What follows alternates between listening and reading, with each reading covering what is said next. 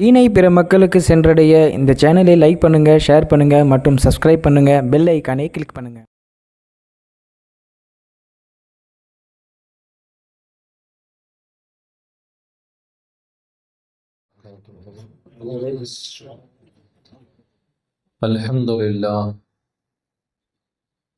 அல்ஹம்துலில்லாஹி ரப்பில் ஆலமீன்.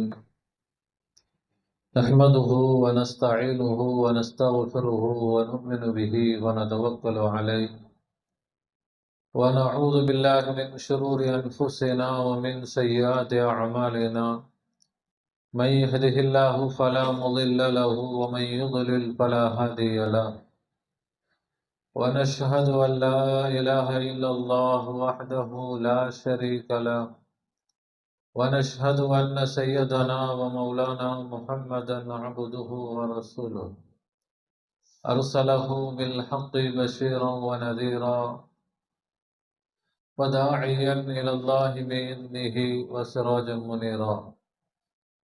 أما بعد فقد قال الله تعالى في شأن حبيبه: أعوذ بالله من الشيطان الرجيم. بسم الله الرحمن الرحيم. إن الله وملائكته يصلون على النبي يا أيها الذين آمنوا صلوا عليه وسلموا تسليما. اللهم صل على سيدنا وشفيعنا وحبيبنا ومولانا محمد وعلى آل سيدنا ونبينا ومولانا محمد وبارك وسلم. اللهم صل على سيدنا وشفيعنا وحبيبنا ومولانا محمد وعلى آل سيدنا ونبينا ومولانا محمد وبارك وسلم. اللهم صل على سيدنا وشفيعنا وحبيبنا ومولانا محمد وعلى آل سيدنا ونبينا ومولانا محمد وبارك وسلم. وصل على جميع الأنبياء والمرسلين والملائكة المقربين والحمد لله رب العالمين. परवरदिगार आलम तेरे रहम और करम और अफ़्व और दरगुज़र का वास्ता। सरकार दो आलम सल्लल्लाहु अलैहि वसल्लम का जमी पिराने सरासर का फिर मोरी का फिर आरफ का वास्ता। या अल्लाह हम सब मग़फ़िरत फरमा, हम सबको मग़फ़िरत फरमा, हम सबको इल्म नाफ़िअ इनायत फरमा, कहने सुनने समझने और उस पर अमल करने की आला सलाहियत व तौफ़ीक़ इनायत फरमा बिजाही सय्यदना मुहम्मद मुस्तफ़ा सल्लल्लाहु अलैहि वसल्लम. கண்ணியமிக்க பெரியவர்களே, சகோதரர்களே, தாய்மார்களே, சகோதரிகளே, அல்லாஹ் சுப்ஹானஹு வ தஆலா தன்னுடைய எல்லை இல்லாத கருணையினால் நம்மை அவனது ஹபீபுல் உலகத்தின் நஜ்ஜார் கண்மை நாயகம் முஹம்மது முஸ்தபா ஸல்லல்லாஹு அலைஹி வஸல்லம் அன்னவர்களுடைய ഖൈറു உம்மத்திலே படைத்திருக்கிறார். அல்ஹம்துலில்லாஹ். அதில் நமக்கு சந்தோஷத்தையும் பெருமிதத்தையும் தந்திருக்கிறார். அல்ஹம்துலில்லாஹ். மட்டுமல்ல, ஃபித்னாக்களும் ஃபசாதுகளும் எங்கும் நிறைந்து நிரம்பி வழியக்கூடிய இறுதியான காலகட்டத்தில் அவனுடைய அன்பையும் நெருக்கத்தையும் நேர்வழியையும் பெற்ற அவுலியாக்கள், ஆரிஃபீன்கள், சூஃபியாக்கள், ஷேகுமார்களுடைய தொடர்பை, நிஸ்பத்தை, பைஅத்தை, முஹப்பத்தை நம் அனைவருக்கும் தந்து அருள் புரிந்திருக்கிறார். அல்ஹம்துலில்லாஹ் சும்மா அல்ஹம்துலில்லாஹ். எல்லோரும் திக்ரிலே கவனம் செலுத்த வேண்டும். திக்ரு தான் நம்முடைய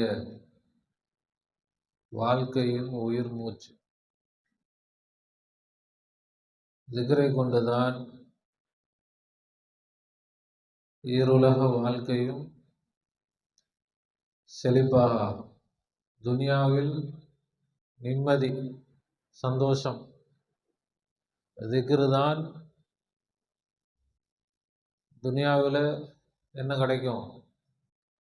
திக்ரின் மூலமாக நிம்மதி, சந்தோஷம், மன அமைதி எல்லாம் கிடைக்கும். வாழ்க்கையில் எல்லா பரக்கத்துகளும் கிடைக்கும். திக்ர் இல்லாவிட்டால் அதற்கு அல்லாவும் ரசூலும் இந்த உலகத்திலேயே தண்டனையை குறிப்பிடுறாங்க. தொழுகை இல்லாட்டி உலகத்துல என்ன தண்டனை குரான்ல இல்லை. நோன்பு இல்லாட்டி இந்த உலகத்துல என்ன தண்டனை குரான்ல இல்லை. எல்லாம் கடமைகள் தான். ஆனால் திக்ர் இல்லைன்னா என்ன தண்டனை கொடுப்பேன் அல்லாஹ் சொல்றான் குரான். திக்ர் இல்லாவிட்டால் என்ன பிரச்சனை வரும் நபி ஸல்லல்லாஹு அலைஹி வஸல்லம் சொல்றாங்க. ரசூல் என்ன சொல்றாங்க? யார் அல்லாஹ்வை திக்ர் செய்கிறார்களோ அவங்களுடைய கல்வை ஷைத்தான் விட்டு விடுகிறான். இப்ப திக்ர் செய்யலன்னா ஷைத்தான் பிடிச்சுப்பானா? யார் திக்ர் செய்கிறார்களோ அவர்களுடைய கல்வை ஷைத்தான் என்ன செஞ்சிடறான்? விட்டுடுறான். ஷைத்தான் பிடிச்சுக்கிறான்றாங்க. ரசூலுல்லாஹ் சொல்றாங்க, ஷைத்தான் பிடிச்சுக்கிட்டு தான் உட்கார்ந்து இருக்கிறான். எதை பிடிச்சிட்டு உட்கார்ந்து இருக்கிறான்?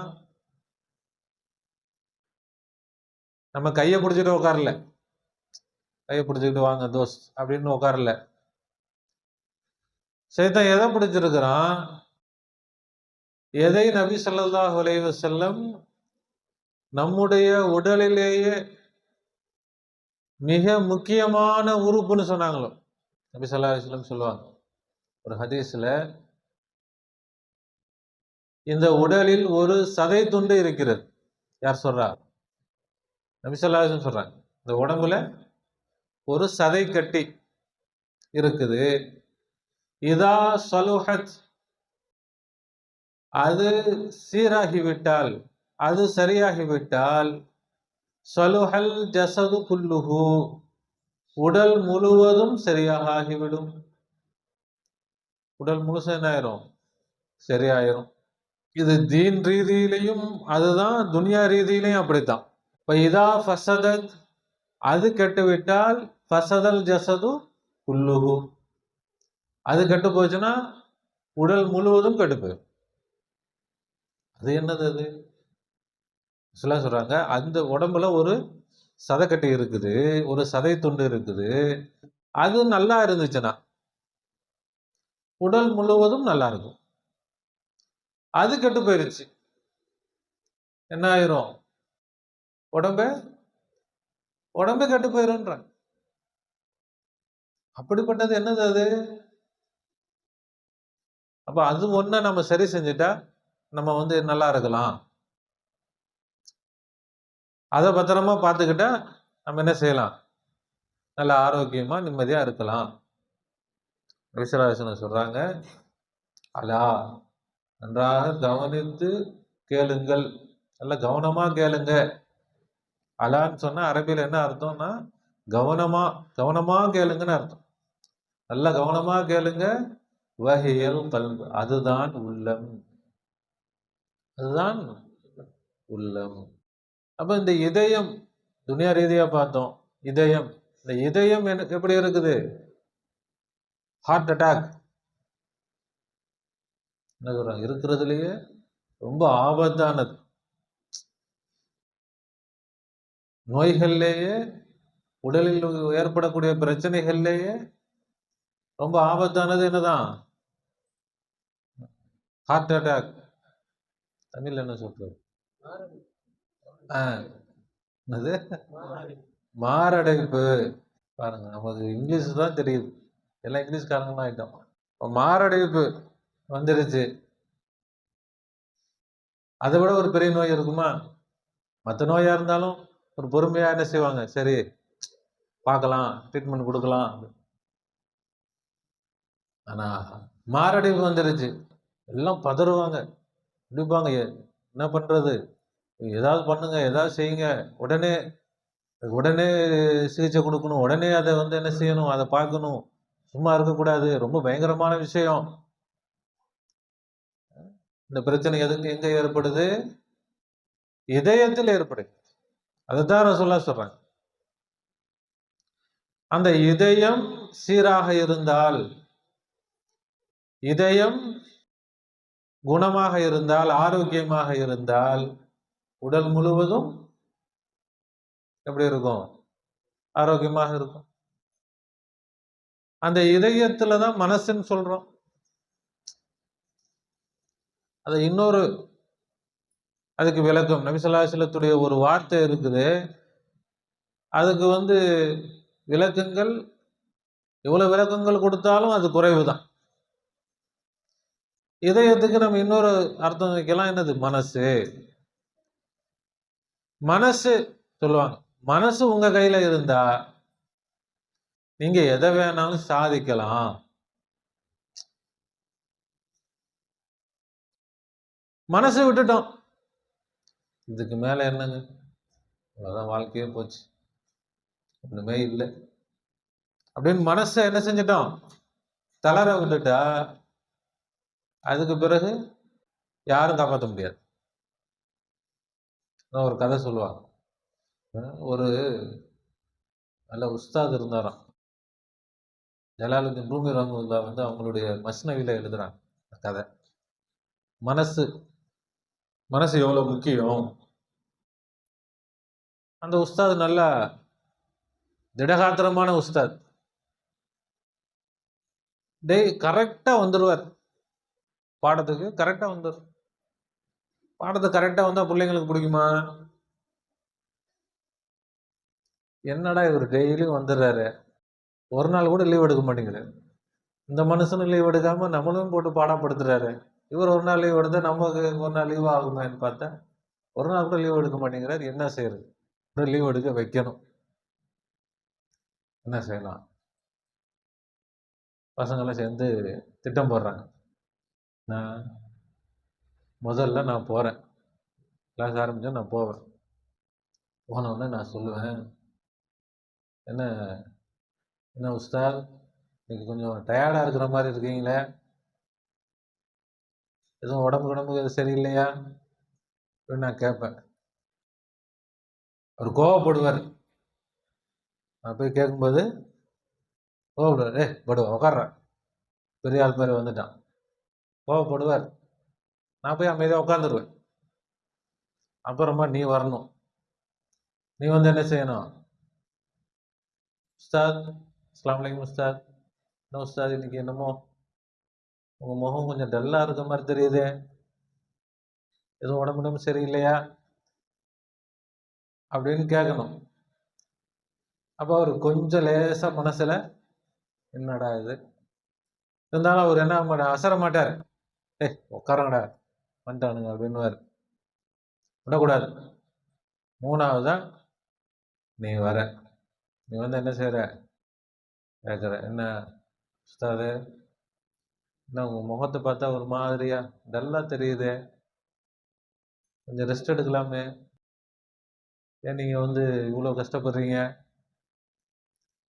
அப்போ அவரு என்ன பண்றாரு பார்ப்போம்டா, இன்னைக்கு அவரா நாமளா பார்த்துருவோம் முடிவு பண்ணிட்டாங்க. அப்புறம் அடுத்த நாள் வந்தாங்க. அதே மாதிரி பையன் வந்தான். சார் கொஞ்சம் டல்லா இருக்க மாதிரி தெரியுது, உட்கார விடுவான். அடுத்த பையன் வந்தான். சார் என்ன கொஞ்சம் ஒரு மனசு ஒரு வேலை இருக்குமோ, நீ உட்கார, அதெல்லாம் ஒன்றும் இல்லை. மூணாவது ஒரு பையன் வந்தான். சார் என்ன உங்க முகமே இப்படி இருக்குது அப்படின்னு, போங்கடா எல்லாம் போங்கடா, இன்னைக்கு லீவ் உங்களுக்கு. நேராக வீட்டுக்கு போனார். வீட்டுக்கு போயிட்டு, என்ன இன்னைக்கு எனக்கு உடம்பு சரியில்லை, சின்ன பசங்கள்லாம் சொல்றாங்க, என் கூடவே இருக்கிற உனக்கு தெரியுதா முண்டம்? மனைவி சொல்லுது, ஏங்க நல்லா தானேங்க போனீங்க, நல்லா தானேங்க இருக்கிறீங்க, உனக்கு கண்ணு தெரியுதா? எனக்கு ஏதாவது ஒண்ணுன்னா உனக்கு நீ என்னை பத்தி உனக்கு என்ன அக்கறை இருக்குது? அக்கறையே இல்லை அப்படின்னு போய் படுத்தாருக்குள்ள 4 நாள் படுத்துட்டாரு. இதை யார் எழுதுறா? ஜலாலுத்தீன் ரூமி ரஹ்மத்துல்லாஹ் எழுதுறாங்க. இப்போ நல்லா இருக்கிற மனுஷன் என்ன செஞ்சா, ஒரு மனசை குழப்பி விட்டோம்.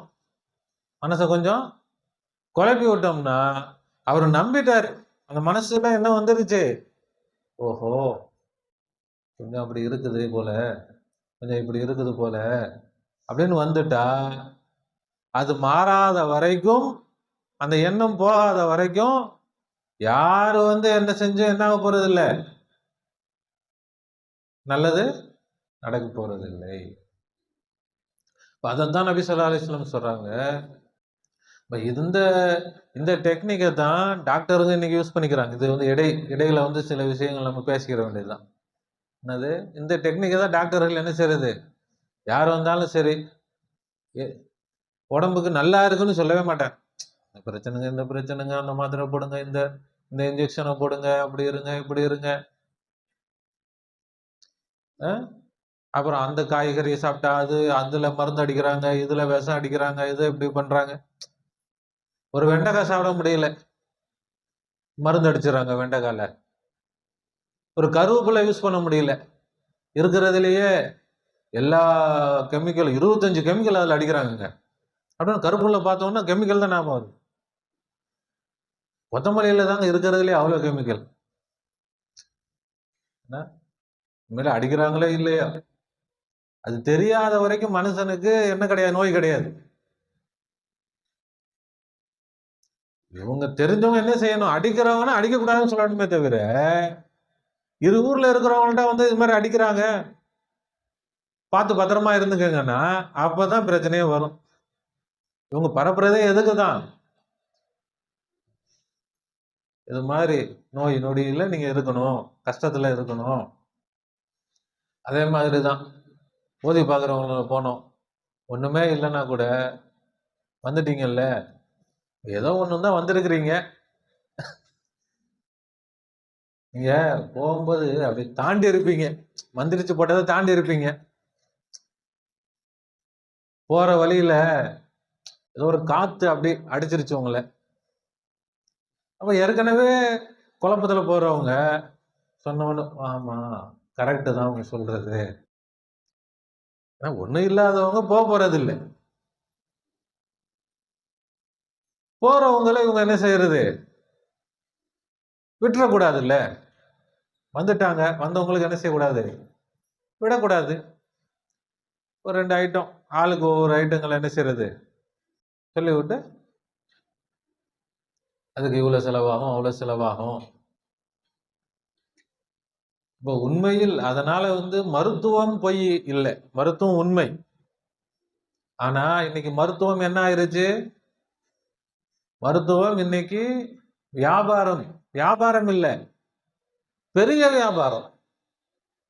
மருத்துவம் இன்னைக்கு என்னது, லோக்கல் பிசினஸ் இல்ல, international business, multi level business. பிசினஸ்லயே பெரிய பிசினஸ் அதுதான் இன்னைக்கு.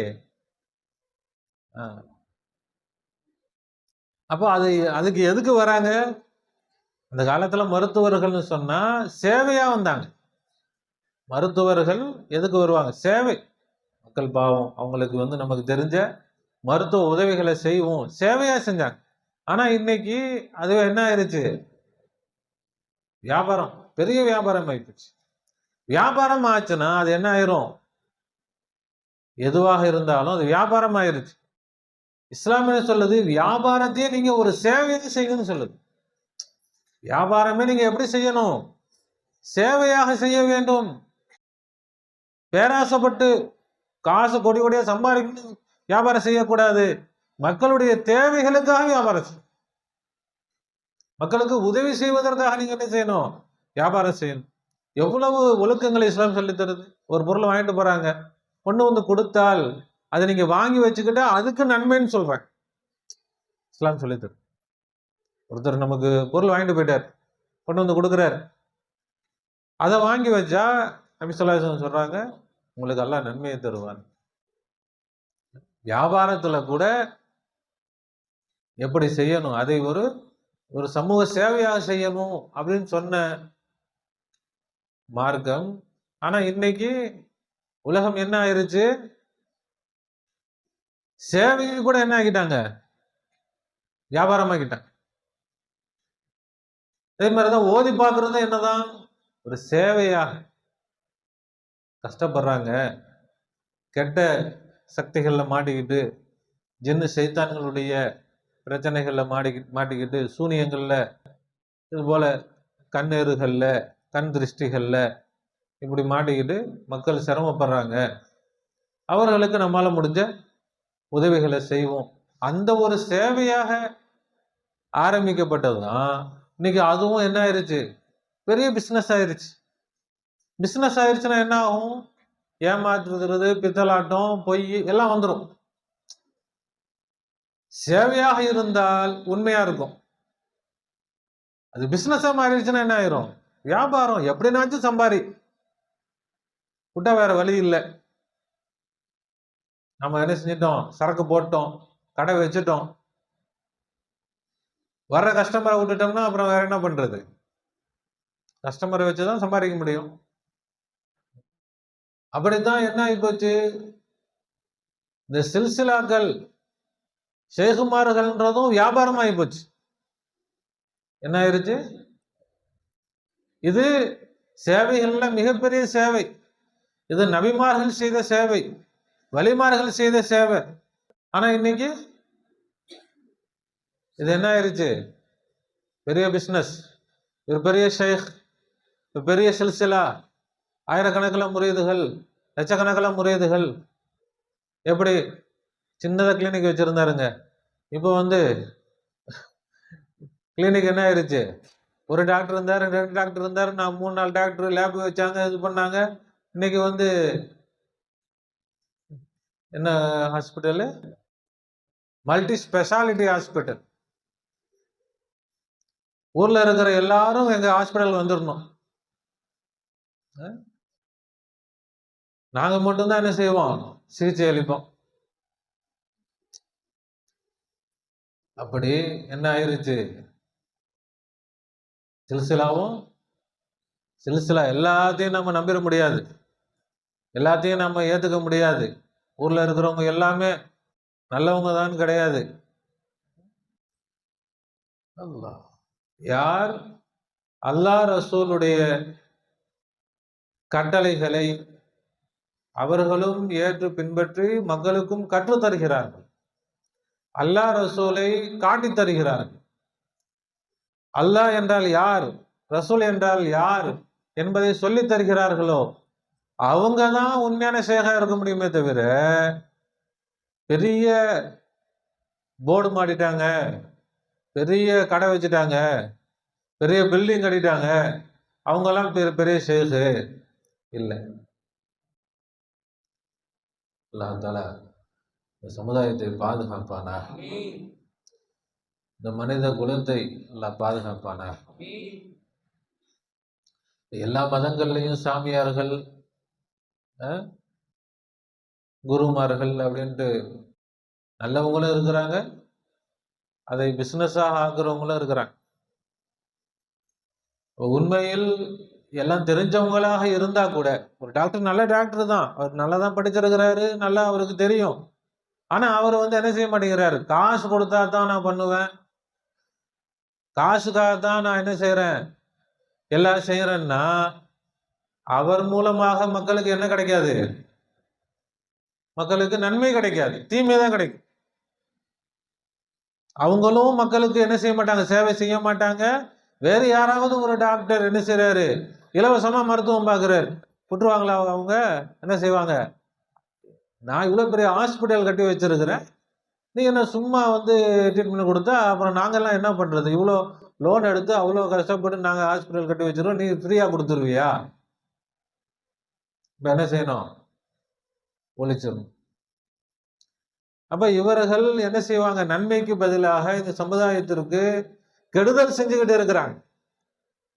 யார் சேவையை வியாபாரமாக மாத்துகிறார்களோ, சேவையை வியாபாரம், வெறும் காசு பணம் தான் முக்கியம், நான் மட்டும்தான் செய்யணும், நான் மட்டும்தான் இருக்கணும், நான் தான், இப்படி யார் என்ன செய்யறாங்களோ, முன்னெடுக்கிறார்களோ அவர்கள் அவர்கள் மூலமாக இந்த சமுதாயத்திற்கு எந்த நன்மையும் இல்லை, இந்த சமுதாயம் சீரழிஞ்சுக்கிட்டு இருக்கு. மக்களும் என்ன செய்றாங்க, பெரிய ஹாஸ்பிட்டல்பா, பயங்கரமா இருக்குது, எல்லாமே இருக்குது, போனாதான் தெரியும், இருக்கிற கோவணத்தை உருவிட்டு விட்டுருவான், அரைகுறையா அனுப்பிடுவோம். காசு இல்லையா, ஓடு, பாதி பார்த்து அரைகுறை வேலை பார்த்து அனுப்பி விட்டு ஆளை காலி பண்ணி அனுப்பி விட்டுருவோம். எத்தனை நம்ம பார்த்துக்கிட்டு இருக்கிறோம். காசை உறிஞ்சுற வரைக்கும் என்ன செய்வாங்க, உறிஞ்சுவாங்க. காசு இல்லைன்னு தெரிஞ்சா என்ன செஞ்சிருவாங்க, பேக் பண்ணி போ, எங்கன்னா தூக்கிட்டு போ, பார்க்க முடியாதீங்களாம். அதுதான் சில்சிலாவும் அப்படிதான் நடந்துகிட்டு இருக்குது. இல்மை சொல்லி தரதில்லை, தீனை சொல்லி தரதில்லை, அல்லாவை காட்டி தரதில்லை, தாலிமாத்துகள் நடத்துறதில்லை, வெறும் பேர் புகழ், அப்படியே படவிடாபம், அப்படியே பகட்டு பிரம்மாண்டம் எல்லாம். பணக்காரங்களாம் வாங்க, பணக்காரங்கள்ட்ட தான் பேசுவாங்க, பணக்காரங்க தான் செய்க பார்க்க முடியும், ஏழைகள் பார்க்க முடியாது. சுருக்கமா சொன்னா, எதுவாக இருந்தாலும் அது சேவையாக இருக்கிற வரைக்கும் நல்லா இருக்கும். அது மாறிடுச்சு, என்ன ஆயிருச்சு, அது பிசினஸ் வியாபாரம் ஆயிருச்சு, பணம் தான் முக்கியம் ஆயிருச்சு, என்ன ஆயிரும், அது நாசமா போயிடும். தகப்பன் நல்லா செஞ்சாரு, தாத்தா நல்லா செஞ்சாரு, தாத்தா நல்லா செஞ்சாரு தான், தாத்தா நல்லவர் தான், தாத்தா நல்ல ஹிதமத் சேவை செஞ்சாரு, தகப்பன் சேவை செஞ்சாரு, பையன் பிசினஸ் ஆக்கிட்டாருன்னா இதுக்கெல்லாம் காரணம் என்னதான், மனசு கெட்டு போறது. என்ன காரணம், உங்க மனசுல சேவை செய்யணும், மனசுல நல்ல எண்ணம், மக்களுக்கு நம்ம என்ன செய்யணும், அல்லாஹ் கொடுத்த இந்த திறமைகளை, அல்லாஹ் கொடுத்த இந்த தகுதியை வச்சு, அல்லாஹ் கொடுத்த இந்த வாய்ப்பை வைத்து, அது தீனாக இருந்தாலும் துனியாவாக இருந்தாலும் மக்களுக்கு ஒரு 4 பேருக்கு நன்மையாக என்ன செய்யணும், ஆக வேண்டும் என்ற எண்ணம் கல்புல இருந்தால் அதன் மூலமாக அவர்களும் நன்றாக இருப்பார்கள், எல்லா மக்களுக்கும் பிரயோஜனம். அந்த எண்ணம் மாறி போயிருச்சு, மனசு கெட்டு போச்சு.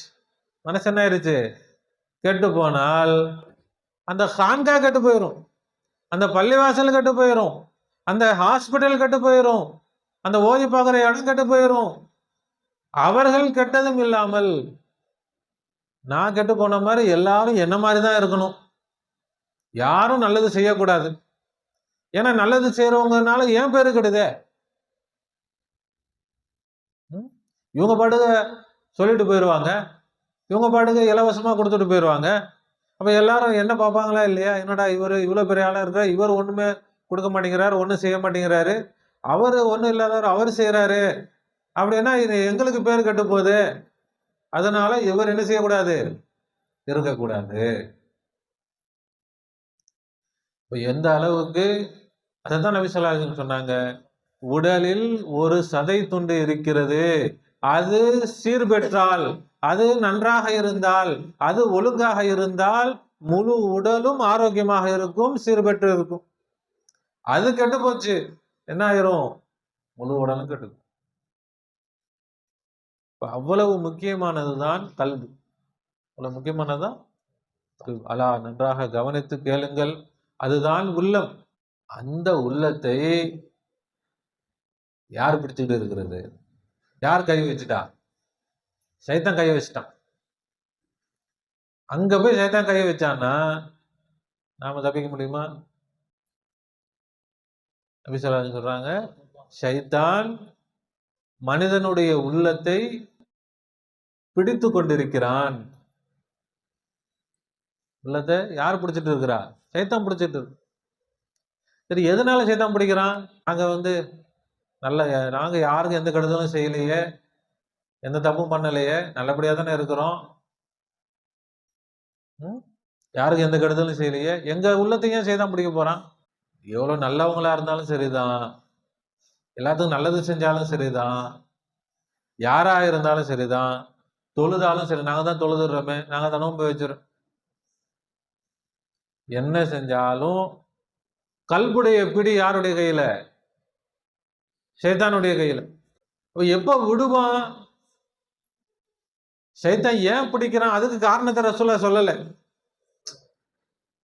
இது செஞ்சா ஷைத்தான் பிடிப்பான், அது செய்யாட்டி ஷைத்தான் பிடிக்க மாட்டான். இது சொல்லும், அதாவது உச்சி வெயில் நேரத்துல அப்படி வெட்டு வெளியில போகாதீங்க, ஏதாவது அலைஞ்சிக்கிட்டு இருக்கும் பிடிச்சிட போகுது. இல்லை நடு ராத்திரியில 12 மணி 1 மணிக்கு தனியாக எங்கேயும் போகாதீங்க, ஏதாவது பிடிச்சிரும். அது மாதிரி ஏதாவது ஒரு காரணம் ரசூலுல்லாஹ் சொல்லியிருந்தா சரி, நாம அதை செய்யாம அமைதியா இருந்திருக்கலாம். இதை செஞ்சா ஷைத்தான் பிடிப்பான், அதை செய்யாதீங்க அப்படின்னு ரசூலுல்லாஹ் சொல்லியிருந்தா சரி, அதை செய்யாம நம்ம என்ன செஞ்சிருக்கலாம், தப்பிச்சிருக்கலாம். ரசூலுல்லாஹ் அதுக்கு காரணமே சொல்லலை. இருக்கிற எல்லாரையும் ஷைத்தான் பிடிச்சுப்பான், ஒருத்தர் விடாம யாரா இருந்தாலும் சரிதான். அது எங்க அவன் கை வைக்கிறான்? மெயின் சப்ஜெக்ட்ல கை வைக்கிறான். அதுதான் உடலுக்கு என்னது முக்கியமான இடம், தலைமை இடம். அந்த இடத்துல அவன் என்ன செஞ்சிடறான், கை வச்சிடறான். எதுக்கு ஏன்லாம் காரணம்லாம் கிடையாது, எல்லாத்தையும் பிடிச்சிருவான், அவ்வளவுதான். சரி, அவன் பிடியிலிருந்து தப்பிக்கணுமா, அதுக்கு மட்டும் ரசூலுல்லாஹ் வழி சொல்லி தராங்க. ஏன்னா ஷைத்தான் என்ன செஞ்சிட்டான், அல்லாஹ்ட்ட வரம் வாங்கிட்டு வந்துட்டான். என்னது, என்ன நீ நரகத்துக்குன்னு ஆக்கிட்ட, ரைட், ஓகே, விடு, நரகத்துக்கு நான் போறேன். அவன் என்ன செஞ்சிருக்கணும், யா அல்லாஹ் என்னை மன்னிச்சிரு அப்படின்னு கேட்டிருக்கலாம். அவன் தைரியமான ஆள், நரகமா பார்த்துக்கலாம், ஆனா நான் தனியா போக மாட்டேன், இவர்னால தானே நான் இப்ப எனக்கு இந்த பிரச்சனை, இவர் பிள்ளைங்க எல்லாம் என்ன செய்வேன், நான் ஒருத்தர் விடாம நான் பிடிப்பேன் பாரு, கியாமத்து வரைக்கும் எனக்கு என்ன செய்யணும், நீ ஆயுசு கொடுக்கணும், கியாமத்து வரைக்கும் நான் இவங்களை வழி கெடுப்பதற்கு. எவ்வளவு தைரியமான ஆளு, ஷைத்தான் மாதிரி தைரியமான ஆள் யாரும் இருக்க முடியுமா? நம்மளாம் எதாவது கேட்போமா, அல்லாட்ட கேட்க முடியுமா? அது மாதிரி எவ்வளவு பயப்படுவோம். ஆனா ஷைத்தான் என்னது, அல்லாட்டையே தைரியமாக சவால் விட்டுட்டு நான் என்ன செய்வேன், கெடுப்பேன், எனக்கு நீ ஆயுசு கொடு. அல்லாஹ் சொல்லிட்டான், ஓ உனக்கு ஆயுசு நான் கொடுத்துட்டேன். அப்ப அவன் இந்த வேலைக்குன்னு ஸ்பெஷலா வரம் வாங்கிட்டு வந்திருக்கு, ஸ்பெஷல் டியூட்டி. வேற டியூட்டியே இல்லை அவனுக்கு. இந்த உலகத்துல வந்ததே எதுக்கு தான், மக்சதே ஜிந்தகி, ஷைத்தானுடைய வாழ்க்கை லட்சியமே என்னதான், நமக்கு ஒரு வாழ்க்கை லட்சியம் எல்லாம் சொல்லியிருக்கிறான். அந்த வாழ்க்கை லட்சியம் நாம அந்த டியூட்டியை நாம ஒழுங்கா கவனிக்கிறது கிடையாது. ஆனா அவனுடைய மக்சதே ஜிந்தகி, ஷைத்தானுடைய வாழ்க்கை லட்சியம், அது அவன் என்ன செய்யறதே இல்லை, குறைய வைக்கிறது இல்லை, பெர்ஃபெக்டா கரெக்டா. அப்ப அவனுடைய டியூட்டியே என்னதான், கெடுக்கணும். அதுக்கு அவன் என்ன செய்யறான், மனசை பிடிச்சுக்கிட்டான், கல்பை பிடிச்சுக்கிட்டான், இதயத்தை பிடிச்சுக்கிட்டான். அப்ப அதை அவன் பிடிக்கிறத நம்ம தடுக்க முடியாது. ஆனால் அவன்கிட்ட இருந்து தப்பிக்கலாம். எப்படி தப்பிக்கிறது? நபி ஸல்லல்லாஹு அலைஹி வஸல்லம் சொன்னாங்க, அந்த உள்ளத்தில் திக்ரு நடந்தால், இந்த உள்ளம் அல்லாஹ்வை திக்ரு செய்து, அந்த மனம் அல்லாஹ்வை நினைக்கிறது, அல்லாஹ்வை.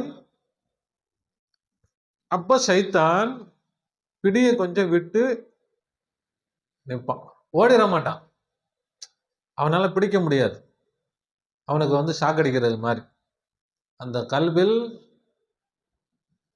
இறைவனுடைய திக்ரு வந்துருச்சு, அல்லாஹ்வுடைய நினைவு வந்துருச்சு. இப்ப ஷைத்தான் என்ன ஆயிடுவான், அவனால பிடிக்க முடியாது, கொஞ்சம் விட்டு லூஸ் விட்டுருவான், ஃப்ரீயா விட்டுருவான். ஆனா ஓடி போறது இல்லை. திரும்ப நபி ஸல்லல்லாஹு அலைஹி வஸல்லம் சொல்றாங்க, திரும்ப அந்த கல்பு இறைவனை மறந்து விட்டால் பிடிச்சுப்பான், வேற வழியே இல்லை. தொழுதா ஓடி போயிடுவான், நோன்பு வச்சா ஓடி போயிடுவான். ரசூலுல்லாஹ் சொல்லவே இல்லை. என்ன செஞ்சா ஓடி போவான்? அவன் ஓடியே போக மாட்டான். முதல்ல விட்டு நிற்பான், கொஞ்சம் லூஸ் விடுவான். எப்போ? திக்ர் கல்புல என்ன வரணும்? திக்ர் வரணும். இப்போ கல்புல திக்ர் வந்து விட்டால் அப்பதான் கல்பு சரியாகும். இப்போ சைத்தான் விட்டா தானே கல்பு சரியாகும். சைத்தான் பிடிச்சிட்டு இருக்கிற வரைக்கும் கல்பு நல்லாவா இருக்கும்? சைத்தான் கையில இருக்கிற கல்பு அது நல்ல கல்பாவா இருக்கும்? எப்படி இருக்கும் அந்த கல்பு? அந்த கல்பு கெட்டு போனதாக இருக்கும். இப்போ கல்பு கெட்டு போச்சுன்னா முழு உடலும் என்ன ஆயிரும்? கெட்டு போயிடும். இப்போ மனசு கெட்டு போச்சுன்னா முழு உடலும் ஆரோக்கியம் இல்லாம ஆயிரும், நிம்மதி இல்லாம ஆயிரும். நமக்கு என்ன இருக்காது? சந்தோஷமோ, நிம்மதியோ, ஆரோக்கியமோ, தைரியமோ, தெம்போ, தெளிவோ எதுவுமே இருக்காது. எதனால? ஷைத்தான் பிடித்து கொண்டதனால். ஏன்? ஷைத்தான் யாரு? அல் ஹன்னாஸ். அவன் உள்ளத்தில் குழப்பத்தை போடக்கூடியவன். அல்லது யுவஸ்விசு ஃபீ சுதூரின்னாஸ்.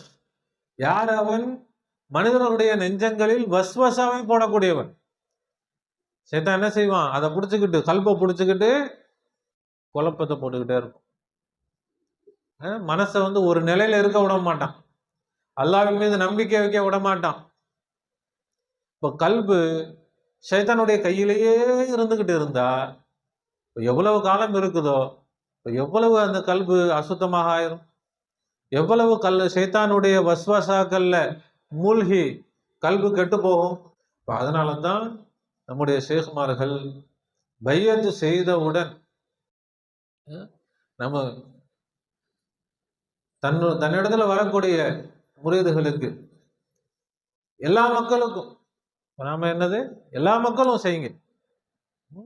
நம்ம யாரெல்லாம் அணுகுகிறார்களோ, தொடர்பு கொள்கிறார்களோ, நம்மோடு யாரெல்லாம் தொடர்பு கொள்கிறார்களோ அவங்களுக்கெல்லாம் நம்ம சொல்லக்கூடிய முதல் உபதேசம், முதல் அவங்களுக்கான சிகிச்சை என்னதான்? திக்ர். திக்ர் என்ன செய்யுங்க? மனசுல திக்ர். வாயால் செய்யக்கூடிய திக்ரை சொல்லி தரல, மனசுல திக்ர். என்னது? ரொம்ப லேசான திக்ர். மூச்சு வெளியே போகும் பொழுது அல்லாஹ்னு மனசுல சொல்லுங்க.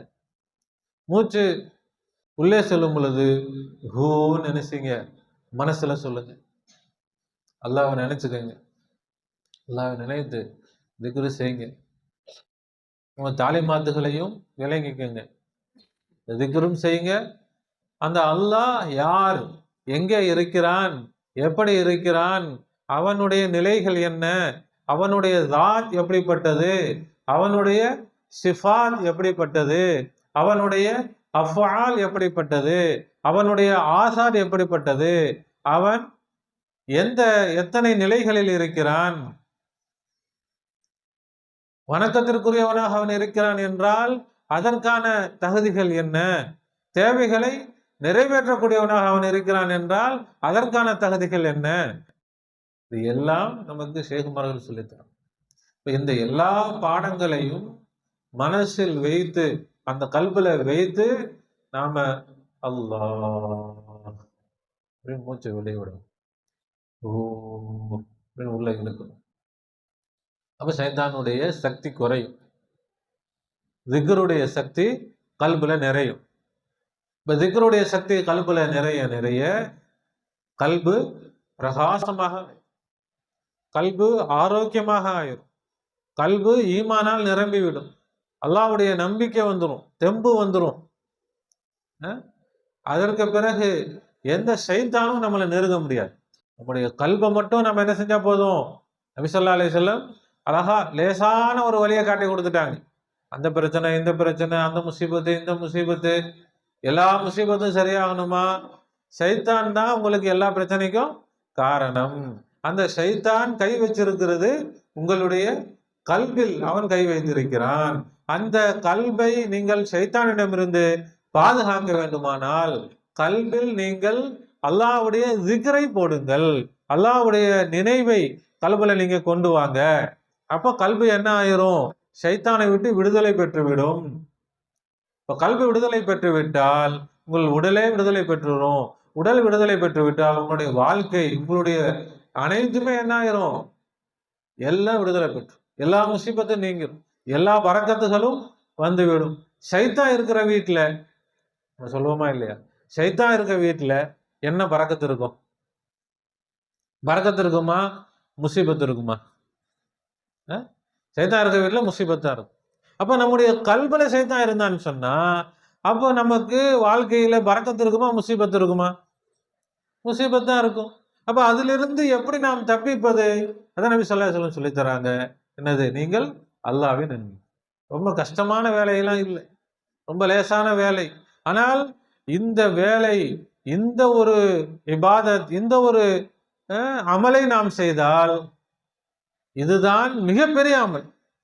அதான் அல்லாஹ் சொன்னா, வல திக்ருல்லாஹி அக்பர், அல்லாஹ்வுடைய திக்ரு தான் மிகப்பெரியது. ஏன்? இதை விட மிக பிரயோஜனமானது ஒண்ணுமே இல்லை. இப்ப ஷைத்தான் தான் எல்லா பிரச்சனைக்கும் காரணம். ஷைத்தான்ட்ட இருந்து தப்பிக்கிறதுக்கு திக்ரை விட்டா வழி இல்லைன்னு சொன்னா, அப்ப நம்முடைய எல்லா நன்மைகளுக்கும் காரணம் எதுதான்? திக்ரு தான். அந்த திக்ரை நாம என்ன செஞ்சோம்? பற்றி பிடித்தால் வாழ்க்கையில் நமக்கு என்ன கிடையாது? எந்த பிரச்சனையும் கிடையாது, எந்த முசீபத்தும் கிடையாது. இன்ஷா அல்லாஹ் நம்முடைய வாழ்க்கை பிரகாசமாக ஆயிரும், பரக்கத்து நிறைஞ்சதாக. அல்லாஹ் தஆலா நம்முடைய கல்வை பரிசுத்தப்படுத்துவானாக. நம்முடைய கல்வியில் அல்லாஹ்வுடைய திக்ரை நிரப்பி தருவானாக. இப்ப எல்லோரும் என்ன செய்யணும்? அல்லாஹூ அல்லாஹூ அல்லான்னு வெளியே விடணும், ஹூன்னு உள்ள இருக்கணும். நம்முடைய தாலிமாத்துகளை கவனத்துல வச்சு, அல்லாஹ் யார்? நம்ம பாடம் நடத்துறது என்ன கிடையாது, சும்மா அதை இந்த கால வாங்கி அந்த காலை விடுறதுக்கு இல்லை. அந்த சிந்தனை தான் அல்லாஹ் மனசுல வைக்க முடியும். அல்லாஹ்வுடைய பெயரை சொன்னோம், அல்லாஹ்வுடைய விளக்கத்தையும் கல்வில வைக்கணும். வெறும் பெயரை சொல்லிட்டு இருந்தா மனசு கேட்கும், யார் அவன், ஏன் அல்லாஹ் அல்லான்னு சொல்லிட்டு இருக்கிற? மனசு என்ன இருக்காது, ஒரு நிலையில இருக்காது. மனசுக்கு விளக்கம் கொடுத்தோம், குழந்தை மாதிரி மனசுக்கு விளக்கம் கொடுத்தோம், இதுதான் அதுதான் சொல்லி கொடுத்தோம்னா அழகா புரிஞ்சுக்கிறோம். மனசு புரிஞ்சுக்குச்சுன்னா அது விடாது. குழந்தைங்களுக்கு நம்ம ஏன் சின்ன வயசுலயே பாடங்களை சொல்லித்தரோம்? அந்த வயசுலயே அந்த குழந்தைங்க படிச்சுக்கிட்டாங்கன்னா அவங்க எத்தனை வயசானாலும் அவங்களுக்கு என்ன செய்யாது, மறக்காது. அது மாதிரிதான் கல்பு குழந்தை மாதிரி. அதுக்கு நாம சொல்லி தரணும். ஒண்ணுமே சொல்லி தராம சும்மா அல்லா அல்லான்னு சொல்லுன்னா 2 நாள் சொல்லும், அப்புறம் என்ன செஞ்சிடும், அது மறந்துடும். அதுக்கு அது என்ன செய்யும், சடைவாயிரும். அதனால தான் ஷேகுமார்கள் நமக்கு விளக்கம் சொல்லி தராங்க. அந்த அல்லாஹ் யாரு, அவன் எங்க இருக்கிறான், அவன் என்ன பண்றான், அவன் எப்படிப்பட்டவன். இந்த விளக்கம்லாம் எதுக்கு சொல்லி தராங்க? நம்முடைய கல்பு நிலை பெறதுக்காக தான் சொல்லி தராங்க. நம்முடைய கல்பில் திக்ரு நிலை பெறதுக்காக தான் சொல்லி தராங்க. இப்போ அதனால நம்முடைய உயிர் மூச்சு, நபி ஸல்லல்லாஹு அலைஹி வஸல்லம் இன்னொரு ஹதீஸ்ல சொல்லுவாங்க, திக்ரு தான் உயிர். திக்ரு செய்பவருக்கும் திக்ரு செய்யாதவருக்கும் உதாரணம் உயிர் உள்ளவருக்கும் மௌத்தா போனவரையும் போல. இப்ப திக்ரு இல்லைன்னா என்ன இருந்தாலும் அவர் மௌத்தா போனவர் தான். அவர்கிட்ட தொழுகை இருக்குது, எல்லாமே இருக்குது, ஹஜ்ஜுக்கே போயிட்டு வந்துட்டாரு, ஆஜியார் ஆயிட்டார், எல்லாமே படிச்சு பெரிய ஆலிம் ஆயிட்டார், அல்லாமாவா ஆயிட்டாரு, குத்துபா ஆயிட்டாரு, எல்லாமே ஆயிட்டாரு. ஆனா திக்ரு இல்லைன்னு சொன்னால் அவர் மையத்து தான். திக்ரு இருந்தால் வேற எதுவுமே இல்லைனாலும் அவர் ஹயாத், உயிர் உள்ளவர். அவர் திக்ரு இருந்தால் மட்டுமே அவர் என்னதான், உயிர் உள்ளவர். அவ்வளவு உயர்ந்ததான் திக்ரு. திக்ரை நாம நல்ல கவனத்தோடு பற்றி பிடிப்பதற்கு அல்லாஹ் தஆலா தௌஃபீக் செய்வானாக. திக்ரோடும் ஃபிக்ரோடும் நாம நம்முடைய வாழ்க்கையில் எல்லா நேரங்களிலும் திக்ரும் வேணும், ஃபிக்ர் அந்த சிந்தனை, நமக்கு கொடுத்த பாடங்கள், லா இலாஹ இல்லல்லாஹ் அந்த பாடங்கள், அந்த ஃபிக்ரோடு நாம நம்முடைய வாழ்க்கையை அமைத்து கொண்டால் நிச்சயமாக நம்முடைய வாழ்க்கை சிறப்பாக இருக்கும். அதுல எந்த சந்தேகமும் கிடையாது. அல்லாஹ் தஆலா நம்முடைய வாழ்க்கையில் திக்ரை நிரப்பமாக்கி தருவானாக. நம்முடைய குடும்பத்தில் உள்ள திக்ரை நிரப்பமாக்குவானாக. நாமும் நம்முடைய குடும்பத்தினரும் பிள்ளைகளும் எல்லோரும் அல்லாஹ்வுடைய திக்ரை ஆர்வத்தோடும் ஆசையோடும் உற்சாகத்தோடும் நிறைவாக செய்து ஈருலக நன்மைகளையும் ஈருலக பாக்கியங்களையும் நிறைவாக அடைவதற்கு அல்லாஹ் தௌஃபீக் செய்வானாக. நம்முடைய வாழ்க்கையில் எல்லா முசீபத்துகளையும் எல்லா கஷ்டங்களையும் சிரமங்களையும் அல்லாஹ் தூரமாக ஆக்குவானாக. எல்லா கயிறு பரக்கத்துகளையும் அல்லாஹ் நிரப்பமாக்கி தருவானாக. நம்முடைய எல்லா ஹாஜத்துகளையும் அல்லாஹ் விரைவாகவும் நிறைவாகவும் அழகாகவும் நிறைவேற்றி தருவானாக. நம்முடைய சுலூக்கை அல்லாஹ் மிக விரைவில் பூர்த்தியாக்கி தருவானாக. அவனுடைய குருபை வஸ்லை ஐனியத்தை அல்லாஹ் பரிபூர்ணமாக தந்தரும் புரிவானாக. அவனுடைய தஜல்லியை மிக விரைவில் காணக்கூடிய உணரக்கூடிய பாக்கியத்தை அல்லாஹ் நமக்கு தந்தரும் புரிவானாக. ربنا ظلمنا أنفسنا وإن لم تغفر لنا وترحمنا لنكونن من الخاسرين. ربنا لا تزغ قلوبنا بعد إذ هديتنا وهب لنا من لدنك رحمة إنك أنت الوهاب. وفوض أمري إلى الله إن الله بصير بالعباد. حسبنا الله ونعم الوكيل نعم المولى ونعم النصير. غفرانك ربنا وإليك المصير. آمين آمين برحمتك يا أرحم الراحمين. صلى الله على محمد صلى الله عليه وسلم وعلى محمد صلى الله عليه وسلم. صلى الله على محمد يا ربي صل عليه وسلم. السلام عليكم ورحمة الله وبركاته.